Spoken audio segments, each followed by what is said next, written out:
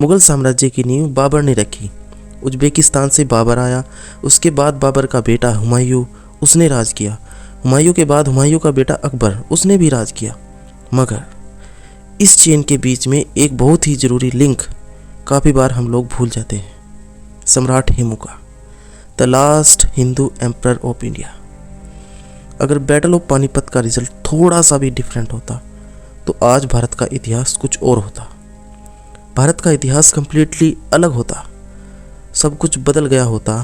हम जो पढ़ते हैं, जो सुनते हैं, जिसे जानकर हमें कई बार बहुत दुख और ग्लानि भी होती है, शायद वह ना हो रही होती।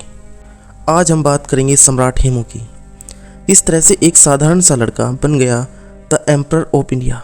किस तरह से ये पानीपत का युद्ध जीतते जीतते हार गए। अगर Hemu second battle of Panipat जीत जाते तो अकबर का राज कभी शुरू नहीं हुआ होता और भारत की हिस्ट्री और तरीके से लिखी गई होती। उससे पहले अगर आपको यह वीडियो पसंद आए तो वीडियो को शेयर और लाइक करना ना भूलें और हमारा उत्साहवर्धन करने के लिए तथा भारतवर्ष की ऐसी ही अनेक महान गाथाओं को जानने के लिए चैनल को सब्सक्राइब जरूर करें। सबसे पहले हम आपको बताएंगे कि यहाँ पर पूरा सिनेरियो क्या था। उसके बाद हम आपको बताएंगे सम्राट हेमू के बारे में, इनकी वीरता और गौरव गाथाओं के बारे में, और इसके बाद हम विश्लेषण करेंगे सेकंड बैटल ऑफ पानीपत के बारे में कि कैसे एक तीर अचानक से एक गुमनाम सैनिक ने चला दी, जिसकी वजह से भारत का इतिहास पूर्ण रूप से परिवर्तित हो गया। तो अगर हम देखें उस समय की सिचुएशन को, तो 1494 तक बाबर उज़्बेकिस्तान के फरगना रीजन को कैप्चर कर चुका था। जो मॉडर्न डे उज़्बेकिस्तान है वह बाबर ने पूरा कब्जा लिया था। उसके बाद उसने साउथ से आना स्टार्ट किया और फिर हुमायूं का जन्म होता है 1504 में। हुमायूं बेटा था बाबर का। उसके जन्म के बाद देखा जाता है कि बाबर और भी ज़्यादा इन्वेजन स्टार्ट कर देता है। पाकिस्तान से होते हुए इंडिया आ जाता है, दिल्ली आ जाता है। ओबियसली उस टाइम पाकिस्तान नहीं था। और फिर 1530 में पहली बार बैटल ऑफ पानीपत जीतकर वह भारत में मुगल साम्राज्य की नींव रख देता है। मगर बाबर ज़्यादा दिन तक जीवित नहीं रह पाता। भारत पर आक्रमण करने के मात्र 4 साल के अंदर वह मर जाता है। उसके मरने के बाद बाबर के बनाए साम्राज्य को संभालता है उसका बेटा हुमायूं। हम यहाँ बात कर रहे हैं 1530 की। उसके बाद 1540 में शेर शाह सूरी खड़ा होता है बिहार से। वैसे तो जो सू डायनेस्टी थी वो अफगानिस्तान से थी, पर इन्होंने धीरे धीरे इंडिया के ईस्टर्न रीजन में अपनी पकड़ मजबूत बना ली थी। तो अभी तक का सिनेरियो यह है कि ईस्ट में साम्राज्य है सूर डायनेस्टी का और दिल्ली में राज कर रहा है हुमायूं, अपने फादर का बनाया हुआ एम्पायर एंजॉय कर रहा है। शेर शाह सूरी को लगा कि ये कमज़ोर है, मैं इसको हरा सकता हूँ। शेर शाह सूरी ने आक्रमण कर दिया हुमायूं के एम्पायर पे। हुमायूं संभाल नहीं पाया शेर शाह सूरी की फौज को। शेर शाह सूरी ने खदेड़ा, हुमायूं भागा पाकिस्तान की तरफ। शेर शाह सूरी ने और खदेड़ा, हुमायूं और भागा अफगानिस्तान की तरफ। अब तक हुमायूं शेर शाह सूरी के हाथों अपना सारा पुश्तैनी एम्पायर हार चुका था। अब हम आते हैं 1542 में। 1542 में जन्म होता है हुमायूं के बेटे अकबर का। हुमायूं को लग रहा था कि शेर शाह सूरी जिसने उसे खदेड़ भगाया था भारत से, वह बहुत समय तक राज करेगा। पर भाग्य होता है अपना अपना, कोई अचानक सा रैंडम सा इंसिडेंट होता है और इतिहास बदल जाता है। हुआ कुछ ऐसे ही। शेर शाह सूरी एक किले पर आक्रमण करने की कोशिश कर रहा था, राजपूतों से लड़ रहा था। अचानक से एक तोप का गोला चला कहीं से और शेर शाह सूरी मर जाता है। हुमायूं को कुछ नहीं करना पड़ता, उसका काम अपने आप आसान हो जाता है। उसके बाद सुर डायनेस्टी को संभलने का कोई चांस नहीं मिला। सुर डायनेस्टी में कोई कैपेबल लीडर नहीं आ पाया जो सुर डायनेस्टी में सब कुछ मैनेज कर पाता। एक पावर स्ट्रगल, आप कह सकते हैं कि सत्ता की खींचतान शुरू हो गई। हुमायूं ने देखा ये अच्छा मौका है। हुमायूं ने फिर से अपने सैनिकों को धीरे धीरे एक साथ किया और नन्हे से अकबर के साथ फिर से भारत पर आक्रमण किया और देखते देखते दिल्ली पर फिर से मुगल सल्तनत स्थापित हो गई। सुर डायनेस्टी जहाँ पहले था वहीं तक सीमित होकर रह गया, वापस ईस्ट इंडिया की तरफ। मगर उसके बाद हुमायूं की भी डेथ हो जाती है और जिम्मेदारी मिलती है बहुत ही कम उम्र के अकबर को। अकबर की उम्र उस वक्त तक लगभग 12 से 13 साल रही होगी। 12 से 13 साल के अकबर को पूरा मुगल साम्राज्य संभालना है। मगर तभी सम्राट हेमू खड़े होते हैं। हेमू बेसिकली आप कह सकते हैं प्रधानमंत्री थे सो डायनेस्टी में। मॉडर्न डे के हिसाब से अगर देखें तो जो प्राइम मिनिस्टर की पोस्ट होती है वही पोस्ट संभाल रहे थे हेमू। सो डायनेस्टी में चूँकि पावर स्ट्रगल इतना ज़्यादा था, शेरशाह सूरी के जो बच्चे थे वो लड़ रहे थे आपस में, तो सो डायनेस्टी का साम्राज्य जो था वो पूरा संभाल लिया यहाँ पर हेमू ने। और हेमू ने चढ़ाई कर दी दिल्ली की तरफ, और यहाँ पर जंग होती है battle of Panipat the second, जहाँ पर अकबर और हेमू लड़ते हैं पूरे भारतवर्ष के लिए। जो भी इस युद्ध को जीतेगा वो दिल्ली से एटलीस्ट पूरे नॉर्दर्न इंडिया पर अपना साम्राज्य स्थापित कर लेगा। अब अगर किसी से पूछा जाता है कि सम्राट हेमू कौन थे, तो मोस्टली जवाब आता है, मुझे बड़ा दुख होता है इस बात को सुनकर, जवाब आता है कि वो एक छोटे से राजा थे, एक छोटी सी डायनेस्टी थी उनकी, उन्होंने अकबर अटैक करने की कोशिश की, मगर नहीं, रियलिटी इससे बहुत अलग है। सच्चाई यह है कि सम्राट हेमू एक बहुत ही मामूली फैमिली से बिलोंग करते थे। वो कहीं से भी दूर दूर तक भी रॉयल्टी को बिलोंग नहीं करते थे। उन्होंने धीरे धीरे अपनी कड़ी मेहनत से और ऊंचे मुकाम हासिल किए, और आई एम श्योर उनके मन में भी एक क्वेश्चन जरूर आता होगा, एक क्वेश्चन हर भारतीय के माइंड में आता होगा, कितनी सदियों से फॉरेनर आते जा रहे हैं, बाहर के लोग हम पर राज करते जा रहे हैं, हमारे देश को लूटा जा रहा है, सोने की चिड़िया को मिट्टी की चिड़िया बना दिया गया है, हमें गुलाम बनाकर राज किया जा रहा है, कोई भारत से खड़ा क्यों नहीं होता? क्यों कोई शासक भारत की मिट्टी से पैदा नहीं हो रहा जो भारत को बचा सके, चाहे उसका रिलीजन कुछ भी हो, चाहे वह बुद्धिस्ट हो, सिख हो, जैन हो, हिंदू हो, कोई भी क्यों ना हो, कोई भी हमारी मिट्टी का आदमी। ये क्वेश्चन उनके माइंड में जरूर आता होगा। अगर हम जाते हैं 1501 में, सम्राट हेमू का जन्म होता है अलवर राजस्थान में, मगर इनका बचपन राजस्थान में नहीं बीता। इनकी फैमिली इनको ले आई रेवाड़ी हरियाणा में, और रेवाड़ी की अगर आप लोकेशन देखेंगे तो एक बहुत ही इम्पोर्टेंट ट्रेड रूट के बीच में आता है, और मैप में अगर आप देख पाओगे तो ये है रेवाड़ी। और रेवाड़ी में इतना ट्रेड होता था कि यहाँ पर ईरान, अफगानिस्तान और अन्य देशों से व्यापारी यहाँ रुकते थे। तो सम्राट हेमू को बचपन से ही यहाँ बहुत कुछ सीखने को मिला। अगेन मैं उनको सम्राट कह रहा हूँ क्योंकि मेरे दिल में उनके लिए बहुत रिस्पेक्ट है, पर उस समय वो सिर्फ एक छोटे बच्चे थे। उस वक्त वो बस हेमू थे। उनका माइंड बहुत शार्प था। उन्होंने वहाँ तोपें बनाने के बारे में बहुत कुछ सीखा। भारत में हम तोपें कैसे बना सकते हैं, कैसे उनको यूज़ कर सकते हैं, कैसे ब्रास, कॉपर सीड्स का प्रयोग करके आर्मर बना सकते हैं। पोर्तुगीज़ टेक्नोलॉजी क्या है तोपें बनाने की।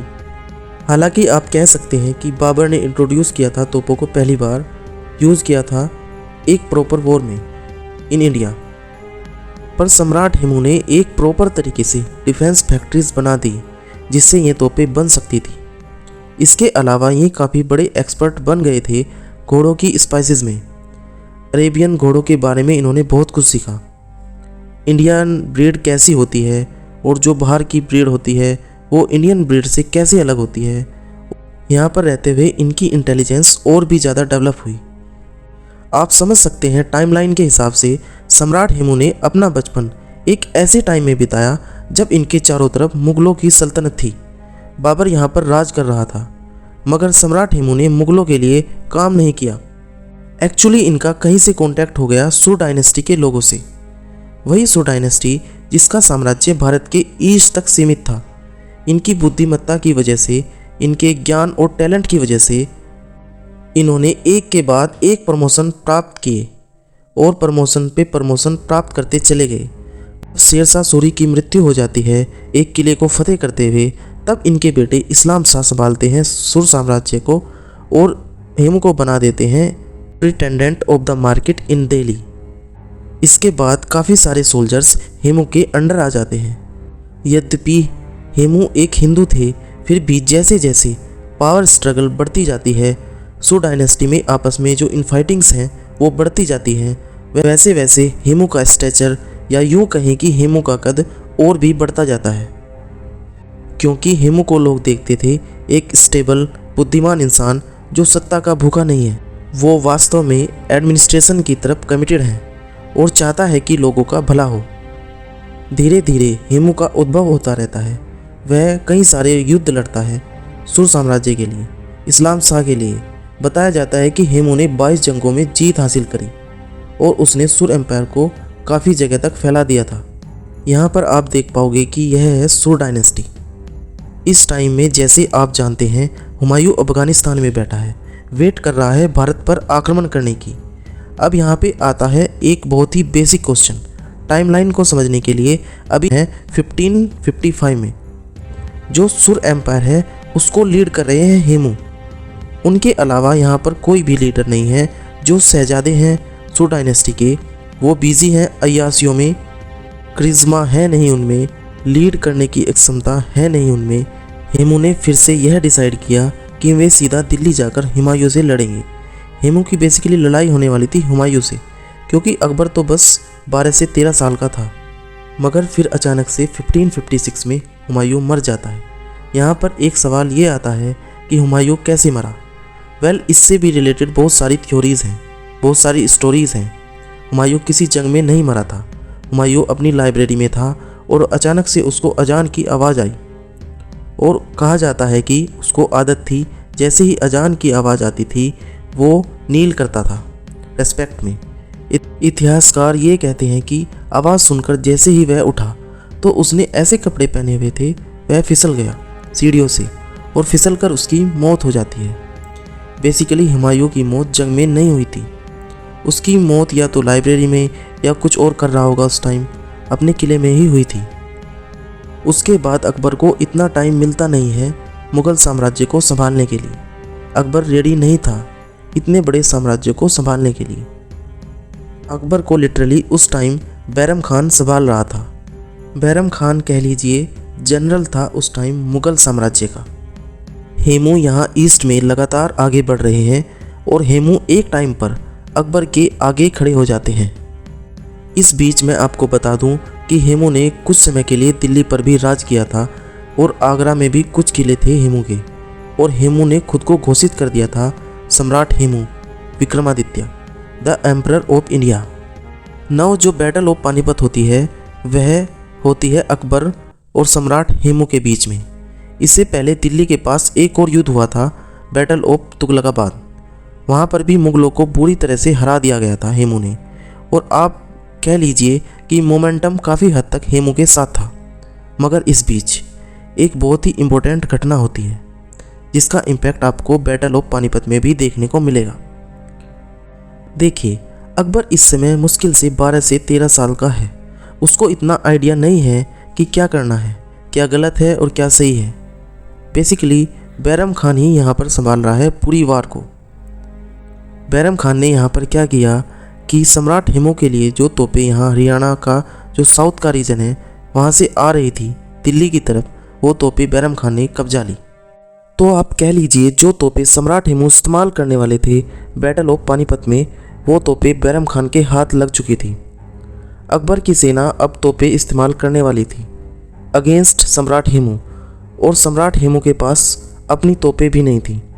एक बहुत ही बड़ा टर्निंग पॉइंट था इस पूरी बैटल में। तो बैटल ऑफ पानीपत में हेमू के सामने खड़ा था बैरम खान और 12-13 साल का अकबर।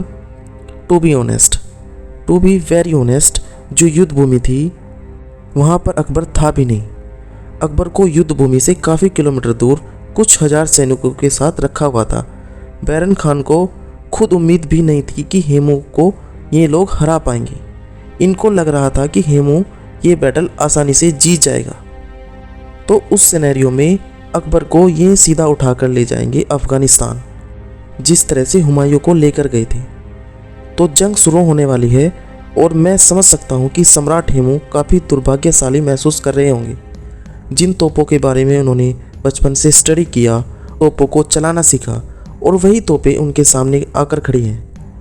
ये तोपें एक्चुअली में सम्राट हेमू को बिलोंग करती थी, पर दुर्भाग्य से उनके सामने खड़ी थी। सम्राट हेमू को पता था कि स्टार्टिंग में लॉसेस झेलने होंगे, उनको अपने वॉर एलिफेंट खोने पड़ेंगे, क्योंकि बैरम खान बहुत ही बड़े पैमाने पर तोपों का इस्तेमाल करने वाला था। और हुआ भी यही। जंग शुरू हो जाती है और बैरम खान ने ऑर्डर दिया कि तोपों को चलाना स्टार्ट कर दिया जाए। जैसे ही तोपें स्टार्ट होती है वैसे ही हेमू के कई वॉर एलिफेंट मारे जाते हैं और इनमें से कई सारे जख्मी हो जाते हैं। हेमू को स्टार्टिंग में बहुत सारे लॉस झेलने पड़ते हैं, मगर पृथ्वीराज सिंह चौहान के साथ जो हुआ था वो सब हेमू अपने साथ नहीं होने देने वाले थे। उन्होंने अपनी सेना को आगे भेजा और जो तोपें थी फ्रेम से गायब करवा दी, अर्थात सारी की सारी तोपें नष्ट करवा दी। हेमू को पता था कि अभी भी आर्मी इतनी कैपेबल है जो बैरम खान और अकबर दोनों को हरा सकती है। इसके बाद वार आगे बढ़ती है। हेमू की आर्मी लगातार बैरम खान की सेना को डैमेज करती जा रही थी। हेमू के घुड़सवार बहुत स्ट्रॉन्ग थे और ये आगे बढ़ रहे थे। बैरम खान को लगने लगा था कि वॉर उनके हाथ से निकलती जा रही है और वो ऐसे वॉर नहीं जीत पाएंगे। फिर अचानक से एक तीर, मैं कहूँगा बहुत ही दुर्भाग्य से एक तीर उड़ता है। एक रैंडम सा सोल्जर अचानक से सम्राट हेमू की तरफ एक तीर मारता है और ये तीर सीधा उनके आर पार चला जाता है। नाउ अब आपको यह समझना होगा कि ये प्लान का पार्ट नहीं था। बैरम खान इवन किसी ने भी अपने सपने में भी नहीं सोचा होगा कि एक तीरंदाज जो न तो किसी घोड़े पर सवार था ना ही किसी हाथी पर, वो रैंडमली एक तीर मारेगा और सम्राट हेमू वीर गति को प्राप्त हो जाएंगे। सम्राट हेमू उस तीर की वजह से वीर गति को प्राप्त हो जाते हैं। ये किसी ने इमेजिन तक नहीं किया था। ये आप ऐसे समझ लीजिए इन मॉडर्न टर्म्स कि कोई गुमनाम सा क्रिकेट खेलने वाला देश जिसका कोई खिलाड़ी एक भी मैच नहीं खेला है और वर्ल्ड कप में विराट कोहली को 99 पर बोल्ड कर देता है। ऑलमोस्ट ऐसा ही सिनेरियो था वहाँ पर। किसी ने सोचा नहीं होगा कि ऐसा हो जाएगा, मगर एक तीर ने हिंदुस्तान का पूरा इतिहास बदल दिया था। पूरा इतिहास, पूरा भविष्य, सब कुछ बदल गया था। सम्राट हेमू वीर गति को प्राप्त हो चुके थे। वो अपने हाथी पर थे, मगर आसपास की सेना को पता था और उन्हें पता लग गया था कि हमारे सम्राट अब हमारे बीच नहीं रहे। बाकी सेना का मोराल गिर चुका था। अचानक से तख्ता पलट जाता है, कंप्लीटली पलट जाता है और बैरम खान की जो फौजें हैं, अकबर की जो फौजें हैं, वो जंग जीत जाती है। हेमू की जीती हुई जंग मुगलों के हाथ लग जाती है। हेमू की सेना हार जाती है और उसके बाद क्या होता है, हेमू की डेड बॉडी बैरम खान अकबर के पास लेकर जाता है। और जैसा कि मैंने आपको बताया, अकबर उस समय हार्डली 12 से 13 साल का रहा होगा। अकबर को बोला जाता है कि एक मैसेज सेंड करना है पूरी दुनिया को, तो हेमू का सर कलम कीजिए, मगर अकबर यह करने से मना कर देता है। फिर बताया जाता है कि बैरम खान ने खुद ही हेमू का सर अलग किया, उसकी बॉडी को तलवार से। फिर उसके बाद हेमू के सर को बाहर भेजा गया भारत से। अफगानिस्तान में बाकी देशों में 100 डायनेस्टी के लोगों को सर दिखाया गया हेमू का, और बताया जाता है कि हेमू की डेड बॉडी को दिल्ली में लटकाया गया डिस्प्ले करने के लिए कि जो मुगलों के सामने खड़ा होगा उसके साथ ये लोग ऐसा ही व्यवहार करेंगे। अगर वो रैंडम सा तीर नहीं होता तो आज हम भारत का कोई और इतिहास पढ़ रहे होते। शायद हमारा देश ऐसी स्थिति में ना होता, शायद बहुत कुछ बदल गया होता। हेमू की बाकी फैमिली के साथ भी यही होता है। इनके फादर को इस्लाम में कन्वर्ट करने के लिए मजबूर किया जाता है। इनके फादर को भी मार दिया जाता है और देखते ही देखते मुगल सल्तनत स्थापित हो जाती है। अकबर का साम्राज्य यहाँ पर स्टार्ट हो जाता है। ये देखकर अच्छा लगता है कि पिछले कुछ समय से हेमू कौन थे, इनकी हिस्ट्री क्या थी, इन चीज़ों को लेकर अभी थोड़ी अवेयरनेस जागी है। अभी कुछ टाइम पहले यूपीपीएससी के एक एग्ज़ाम में एक सवाल पूछा गया था कि the last son of Indian glory किसे कहा जाता है। ऑब्वियसली इस वीडियो को आप देखकर आप कह सकते हैं कि इसका आंसर है सम्राट हेमू। इसके अलावा हरियाणा गवर्नमेंट की वेबसाइट पर भी शान से लिखा जाता है कि हेमू एक नेशनल फ्रीडम फाइटर थे, और बिल्कुल ये एक फ्रीडम फाइटर थे। आप कह सकते हैं पृथ्वीराज चौहान के बाद ये आखिरी हिंदू शासक थे जिन्होंने दिल्ली पर राज किया था। हालांकि इनका शासन कुछ ही हफ्तों का था, उसके बाद पानीपत की दूसरी लड़ाई हो गई, मगर ये हीरो हैं हमारे देश के। इस देश की मिट्टी में इनका जन्म हुआ था। और सम्राट हेमू एकमात्र आंसर है उस सवाल का जो हिस्ट्री पढ़ते हुए ये सोचते होंगे कि ये बाहर के लोग ही भारत पर राज क्यों किए जा रहे हैं। कोई भारत की मिट्टी से ऐसा सपूत क्यों पैदा नहीं होता। ओबियसली मराठा एम्पायर खड़ा हुआ, मगर हमारा मानना यह है कि हिस्ट्री में सम्राट हेमू का नाम हमें नहीं भूलना चाहिए। एक कॉमन मैन जो धीरे धीरे राइज करता है, एक टाइम पर आकर ऑलमोस्ट सम्राट हेमू ने भारत का इतिहास बदल ही दिया था। ऐसे वीर सपूत को इंडिया वर्स सत सत नमन।